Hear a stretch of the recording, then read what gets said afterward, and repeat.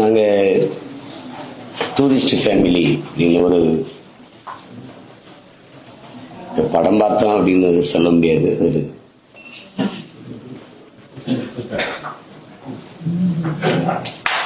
ஒரு மனித உறவு, மன உணர்வு, இதனுடைய ஒரு திரைத்தாக்கமான ஒரு காவியத்தை பார்த்தோம் தான் நம்ம சொல்லணும்.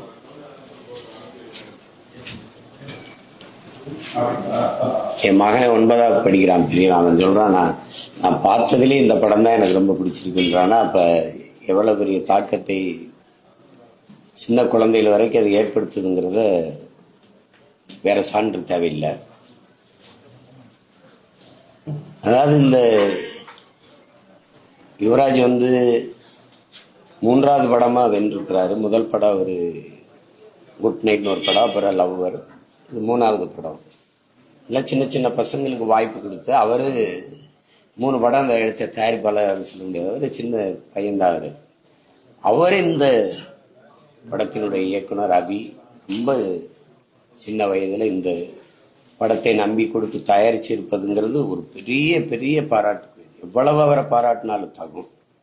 இந்த படத்தை பார்த்த யாரும் அபி இவர் தான் இயக்குனர்னு இவரை மறைச்சிட்டு சொன்னா, ஒரு பெரிய இயக்குனர் யாரோ எடுத்திருப்பாங்க, நிறைய படங்களை இயக்கி அனுபவம் பெற்ற ஒரு இயக்குனர் எடுத்திருப்பாங்கன்னு தான் சொல்லுவாங்க. இந்த படத்தை பார்த்துட்டு யார் படத்தோட இயக்குனர்னு இவரை காட்டினா சிரிப்பாங்க, சும்மா ஏதாவது கேள்வி பண்ணாதீங்க அப்படின்னு. வியப்பு என்னன்னா, எந்த படத்தினுடைய சாயல், தாக்கம், முந்தைய இந்த படத்துல பார்த்தது போல ஒரு காட்சி, ஒரு உரையாடல், ஒரு கதாபாத்திர அமைப்பு எதுவுமே கிடையாது.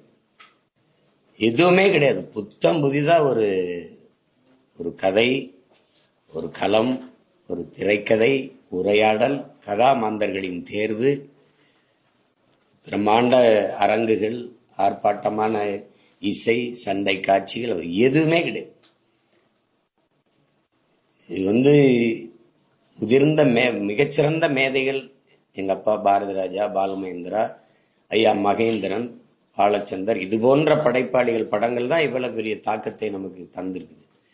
அதுக்கப்புறம் என் பக்கத்தில் இருக்க 2 இளைஞர்களும் சேர்ந்து இவ்வளவு பெரிய படத்தை எடுத்துக்காரு. படம் பேரு ஏதோ டூரிஸ்ட் ஃபேமிலி இங்கிலீஷ் படமா இருக்குது, ஆனா ஒரு பச்சை தமிழனுடைய உணர்வை பிரதிபலிக்கிற படம். எனக்கு தனிப்பட்ட முறையில படத்தோட நாங்க ஒன்றி போனது என்னுடைய மன உணர்வு தான் அந்த படத்துல கதையாகவும் திரைக்கதையாகவும் உரையாடலாகவும் வருது.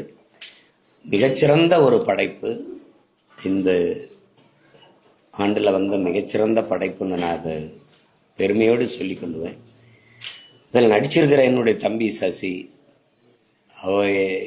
எனக்கு அவன் மேல அன்பும் பெரிய பாசம் உண்டு, அக்கறையும் உண்டு. அதனால அவனு கதை தேர்வுல அவன் வந்ததுல அயோத்தி சிறந்த படமா வந்தது. அதுக்கப்புறம் கருடன். அப்போ சொன்னேன், இதுதான் உன் பாதை, இதை பிடிச்சிக்கிட்டு கவனமா நீ நடந்துரு அப்படின்னு. அதுக்கப்புறம் இப்படி ஒரு கதையை தேர்வு பண்ணி அவன் நடிச்சிருப்பான் அப்படின்னா, இப்படி ஒரு பட உருவாக்கத்துல என்னுடைய தம்பி சரவணனும் இதுல ஒரு சிறிய பங்களிப்பை செஞ்சிருக்காருங்கிறது எனக்கு ரொம்ப பெரியது. இந்த கதையை சசியை கேட்க வச்சிருக்காரு அப்படின்லாம் கேட்கும்போது எனக்கு ரொம்ப பெருமையாகவும் இருக்கு.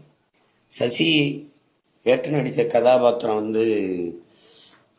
நடிச்சிருக்காருன்னு சொல்ல முடியாது, அது அந்த கதாபாத்திரத்திலேயே உறைந்து அப்படியே வாழ்ந்துக்காருன்னு சொல்லணும். அதுக்கேற்ப சிம்ரன் அவர்கள் அவங்களெல்லாம் எவ்வளவு எப்படி சொல்றது, அந்த ஒப்பனை உடைகள் போட்டு நடிச்ச ஒரு மனுஷிய நீங்க பாத்தீங்கன்னா, இந்த மாதிரி கையாளுதல் எங்க அப்பா பாலுமேந்திராவுக்கு தான். ஒப்பனை இல்லாத இயல்பான முகங்களை ரொம்ப ஜோடனையான பளிச்சு மெருகூட்டுற வெளிச்சங்கள் இல்லாது பதிவு பண்றது அவர் தான் செய்வார்.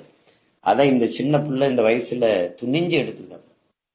அவன் செஞ்ச எல்லா முயற்சிக்கும் இந்த தம்பி யுவராஜ் கூட நின்றுறான், எடு பாப்பா அப்படின்ட்டு. அது அவங்க இருவருடைய கடுமையான உழைப்பு. படக்குழுவினர், அந்த இசையமைப்பாளர், ஒளிப்பதிவாளர், படத்தொகுப்பாளர், கலை இயக்குனர், எல்லாருடைய பங்களிப்புமே அசாத்தியமானது. குறிப்பா அதுல எங்க அண்ணன் MS பாஸ்கர், அந்த பல கதாபாத்திரங்கள், இந்த காவல்துறை அந்த தம்பி எல்லாருமே சிறப்பா பண்ணியிருந்தாங்க.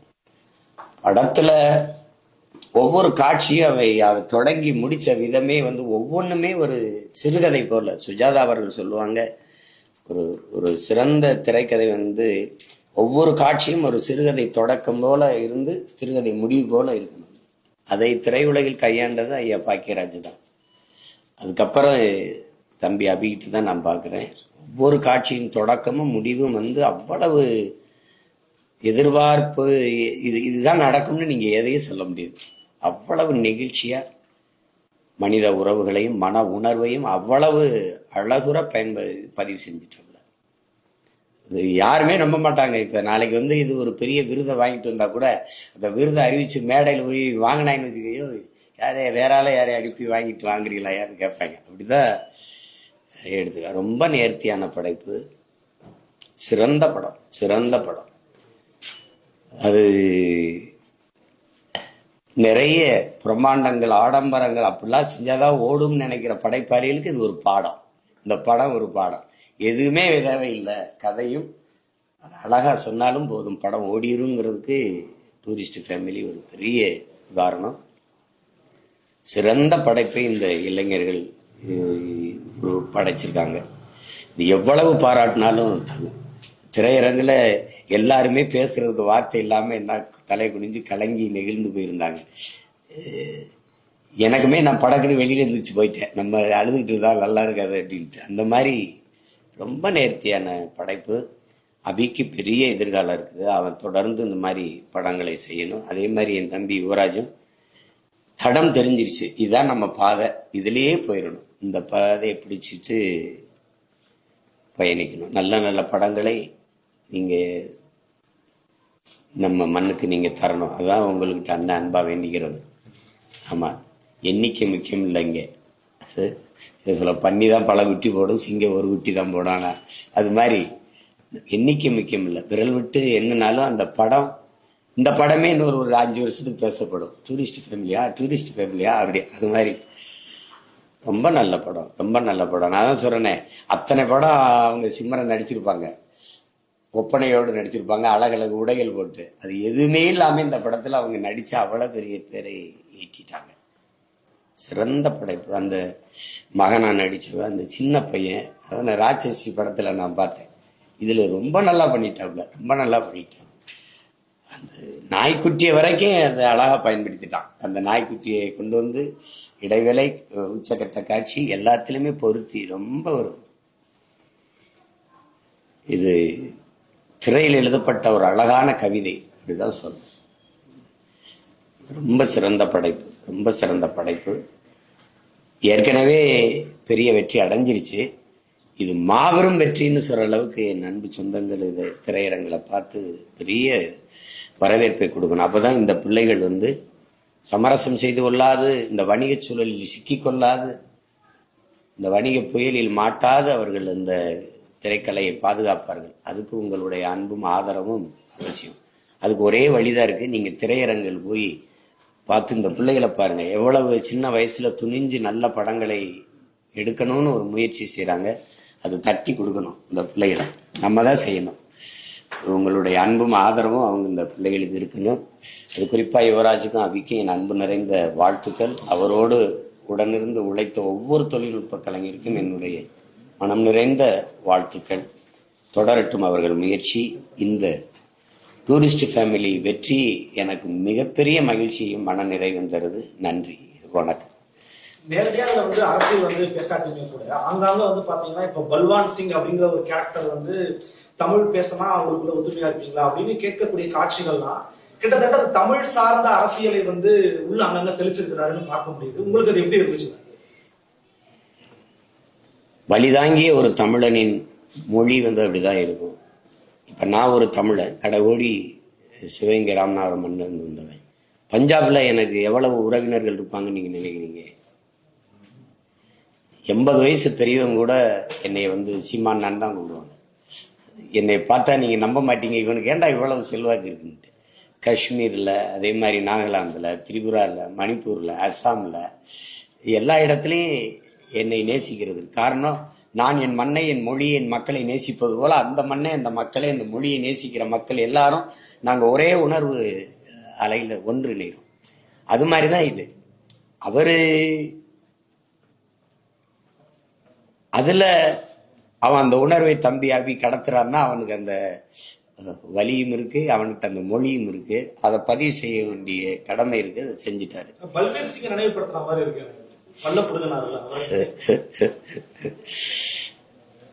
அது அந்த தாக்கம் இல்லாம இருக்கு. அதுலதான் அந்த கதாபாத்திரத்தை வச்சிருப்பான். அதை போய் இப்ப பேசிட்டு வேண்டியதில்லை. அது ஒரு குறியீடா உணர்த்தப்படுதுன்னு தான் நீங்க பார்க்கணும். எல்லாத்தையும் நீங்க உங்களுக்கு புரிஞ்சிருச்சா ரசிச்சுட்டு போயிருங்கன்னு சொல்லும், அவ்வளவுதான் சொல்லும். அதுக்கு போயிட்டு விளக்கு சொல்லிட்டு இருக்க கூடாது. எதுல குறிப்பா ஒரு வார்த்தை சொல்லுவாங்க, இந்த மாதிரி பணமும் அதிகாரமும் இருக்கிறவங்க பின்னாடி கூட்டம் வந்து ஓகேடா, அது சாதாரண விஷயம்னா எதுவுமே இது ரெண்டுமே இல்லாம ஒருத்தர் பின்னாடி கூட்டம் கூட தான் என்னைதான் சொல்றான். இது ரெண்டுமே இல்லாத ஒருத்தனை மக்கள் நேசிக்கிறாங்கன்னா அது இந்த மண்ணில் வெகு காலத்துக்கு முன்னாடி எங்க தாத்தா காமராஜர் கூட அதிகாரம் வந்துருச்சு. ஒரு எளிய மகனை என்னை நேசிக்கிறாங்கன்னா அது என்னுடைய அன்புதான். நான் இந்த மக்களை பேரன்பு கொண்டு காதலிக்கிறதா. அதுல என்னை கடைசி வரை என் மக்கள் தலைவனா ஏற்க மாட்டாங்க. ஏன்னா அவன் என்னை பார்க்கும்போது எங்க அண்ணன், எங்க மாமா, எங்க சித்தப்பா, எங்க பெரியப்பா, என் மகன், என் பேரன், இப்படித்தான் என்னை பார்ப்பாங்களே ஒழிய அவன் கண்ணாடியில் போய் அவன் முகத்தை பார்க்கும்போது என் முகம் போகும். நாங்க ஒரே மாதிரி இருக்கிறத, அவனுடைய மன உணர்வை, அவனுடைய வேதனையை, அவனுடைய காயத்தை, அவனுடைய வலியை என்னுடைய மொழி உணர்த்துது. நான் அவனுக்காக பேசுறேன். என்னுடைய ஆவேசமும் கோபமும் அவனுடையதுங்கிறத அவன் புரிஞ்சுக்கிறதுனால என்னை நோக்கி என்னை நேசிக்க தொடங்கிட்டான். வேற என்கிட்ட ஒன்றும் இல்லை. இல்லைன்னா வாக்குக்கு ₹1 காசு வாங்காம 36 லட்சம் பேர் என்னை தேடி வாக்கு செலுத்தி என்னை அங்கீகரிக்கிறான்னா இப்ப பாத்தீங்களா கைதிட்டு கடைசி ஒரே வார்த்தை தான், யாரா இங்கன்னு கேட்டான்ல, நீ யாரா அப்படின்னு. அதுல எங்க அண்ணன் MS பாஸ்கர் பேசுறாருல, உனக்கு நாங்க இப்படி பேசுறது பிரச்சனையா இல்ல என் மொழியே பிரச்சனையான்னு கேட்டார்ல, அதுதான் இறுதியில உங்களை யாரு அகதின்னு சொன்னா அப்படின்ற மாதிரி வார்த்தை குறிப்பிட்டு இருக்காங்க. ஆனா இன்னமும் இங்க வாழக்கூடிய இலங்கை தமிழர்கள் அகதின்ற மாதிரி அதிகாரம் தான் சொல்லுது.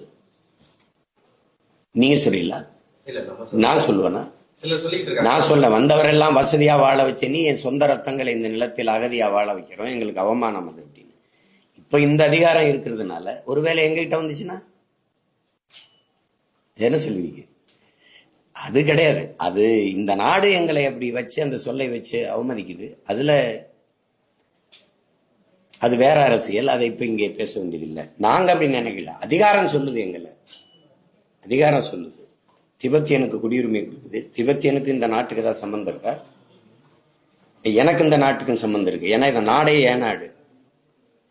இங்க ஏதிலிகளா இருக்கிறவனுக்கு எனக்கு சம்பந்தம் இருக்கு, ரத்த சம்பந்தம் இருக்கு, மொழி உறவு இருக்கு, இன உறவு இருக்கு. ஒரே நிலம் கடல் கொள்ள பிரிஞ்சு இருக்குது. இவ்வளவு எங்களுக்குள்ள ஒற்றுமை இருக்குது. ஆனா நீ என்னை 35 ஆண்டுகள் தாண்டி இருக்கேன், ஒரு தலைமுறை தாண்டி என்னை நீ குடியுரிமை தரல. என் தங்கச்சி தலை சிறந்த விளையாட்டு வீராங்கனை இருந்து கூட விளையாட முடியல. இதிலே பாத்தீங்க, அவன் சான்றிதழை விட்டுட்டு வந்துடுறான், இங்க படிக்க முடியல. எத்தனை பேர் எங்க பிள்ளைகள் மேற்கல்வியை தொடர முடியல. சிறந்த நீச்சல் வீரன், சிறந்த விளையாட்டு வீரன் இருக்கான். ஆனா என்னுடைய சொந்த என் தம்பி மகன் திருக்குமரன் மகன் குரு, அவன் இன்னைக்கு அயர்லாந்து நாட்டுக்கு டென்னிஸ் ஆடுறான். எல்லா நாட்டிலையும் நாங்க ராணுவத்தில் இருக்கோம், வான்படையில இருக்கோம், காவல்துறையில இருக்கோம். ஆனா இந்த நாட்டுல எங்களை அகதியாவே வச்சிருக்கே. காரணம் எங்களுக்குன்ற அதிகாரம் இல்லை. இப்ப ஒருவேளை நான் அந்த இடத்துல இருந்தேன்னா நீ சொல்லிடுவீங்களா? நீங்க இந்த அகதியின் ஒரு முகாம் இருக்குமா? சொல்லுங்க, நீங்க சொல்லுங்க. அது அதிகாரம் எங்களுக்கானது அல்ல. அதனால எங்க தாய் நிலத்திலே நாங்க அடிமையா இருக்கோம். அதுதான் யதார்த்த உண்மை. அதனாலதான் இந்த சொல் இன்னும் எங்க மேல அந்த அவமானப்படுத்துகிற இந்த சொல் இன்னும் திணிக்கப்படுது. அது மற்ற எல்லா நாடுகளையும் எங்களை சொந்த நாட்டு மக்களா குடியுரிமை கொடுத்து ஏத்துக்கிறது. யாரும் எங்களை எந்த நாட்டுல, பிரிட்டன்ல எங்களை அகதி என்றோ, பிரான்ஸ்ல அகதி என்றோ, கனடால அகதி என்றோ எங்களை சொல்லல. ஆனா இந்த நாடு மட்டும்தான் எங்களை வச்சிருக்கு. அப்ப அது ஒழிக்கப்படணும். இல்ல படம் முழுக்க ஈழத்தமிழ் குடும்பத்துடைய வழிகளை காட்டுறாரு, ஏற்படுது. அது மாற்று கருத்துல ரொம்ப உண்மையானதும் கூட. ஆனா இல்ல, அவர் வலியை கடந்து இந்த பேரினத்துக்கு இருக்கிற மனித மாண்பையும் அவனுடைய அறம் சார்ந்த அந்த ஒழுக்க நெறியையும் சொல்லுது. படம் ஈழத்தமிழ் மக்களின் வலியை கடத்தல, அதை விட்டுருது. கடலோட அந்த அலையோட அது விட்டுருது. இங்க அந்த வலியோடு வந்த ஒரு மகன், அவனுடைய மானுடமும் அவனுடைய மனித மாண்பும் இருக்கு. அந்த இனத்துக்கு இருக்கிற ஒரு அறம் சார்ந்து வாழ்ந்த ஒரு மறவர் கூட்டம் இது. அந்த அறத்தை, அறம் சார்ந்த வாழ்க்கை நெறியை, அந்த ஒழுக்கத்தை சொல்லுது. அதனாலதான் அவன் சாலையில கிடக்கிற ஒருத்தனை தேடி போய் இந்த மண்ணின் மக்களெல்லாம் விட்டுட்டு போகும்போது கூட அந்த நிலத்துல இருந்து வந்தவன் யாரோ ஒருத்தர் பாவம் அவருக்கு உதவுவோம்னு நிக்கிறது. அது சொல்றான், நீ கடவுளை பார்த்தது இல்ல, எனக்கு நீ தான் கடவுள்னு சொல்றான்ல, அதுலதான் சொல்றான். அப்படி அது ஈழத்தமிழன், இலங்கை இந்திய தமிழன், மலேசிய தமிழன், தமிழனுக்கான அறம், அவனுடைய மாண்பு அது. ஏன்னா உலகத்துல எல்லாரும் மனிதன் தானே பேசினா, இவன் மட்டும்தான் உயிர்மை நேயம் பேசினான். பிறப்பு ஒக்கும் எல்லா மனிதருக்கும் பேசல, எல்லா உயிருக்கும் பேசினான்.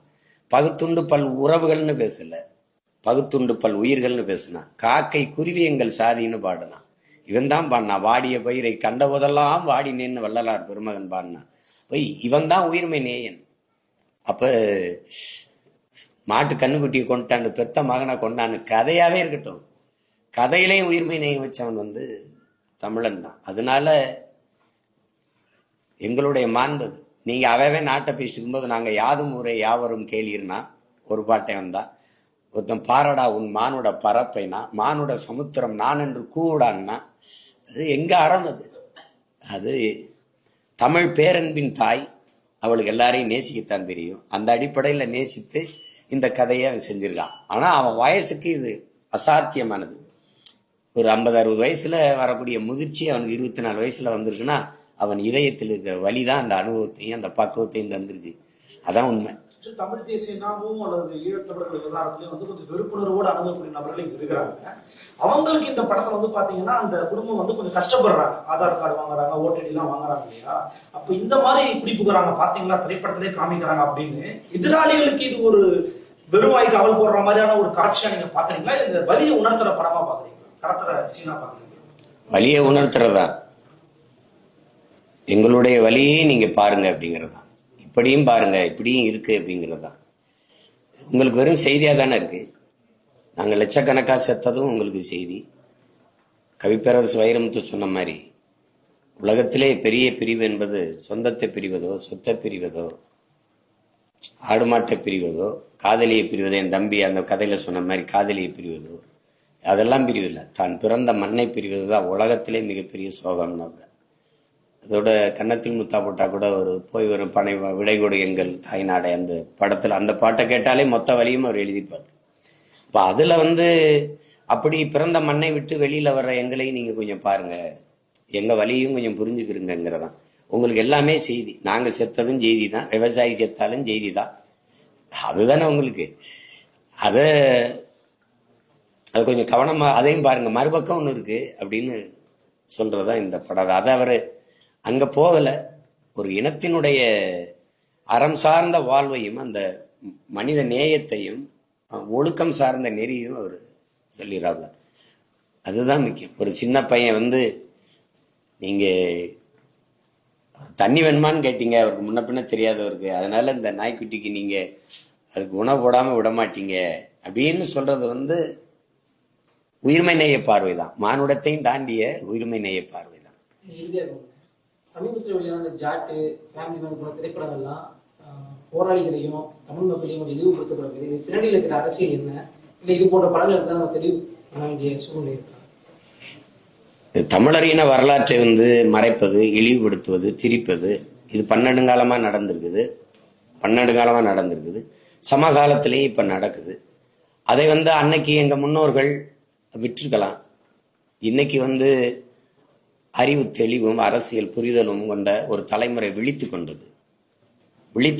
எங்களுடைய தலைவர் தமிழ் பேரினத்தின் ஆன்மா விழிப்புற்றது தமிழீழ மண்ணில் தான் சொன்னார். காரணம் அங்கதான் நாம் அடிமையா இருக்கோம், விடுதலை பெறணுங்கிற விழிப்புணர்வு வந்ததுன்னாரு. இன்னைக்கு எங்களை போன்ற பிள்ளைகள் வந்த பிறகு தமிழ் தேசிய தமிழகத்திலும் கூட தமிழ் தேசிய மக்களினுடைய ஆன்மா விழிப்புற்றுச்சு அப்படின்னு தான் சொல்லணும். உங்களுக்கு புரியுதுன்னு நினைக்கிறேன். அப்ப இதனாலதான் இங்க இந்த ஜாட் மாதிரி படங்கள் நாம் போய் தடுங்க அப்படின்னு சொல்லாமலே தடுக்கப்படுதுன்னா உங்களுக்கு புரியுது. அந்த மாதிரி படங்களை எல்லாம் நீங்க எடுத்து நீங்களே போட்டு பார்த்துக்கலாம், இல்ல உங்க பகுதியெல்லாம் ஓட்டிக்கலாம். ஆனா என் நிலத்துலங்கிறது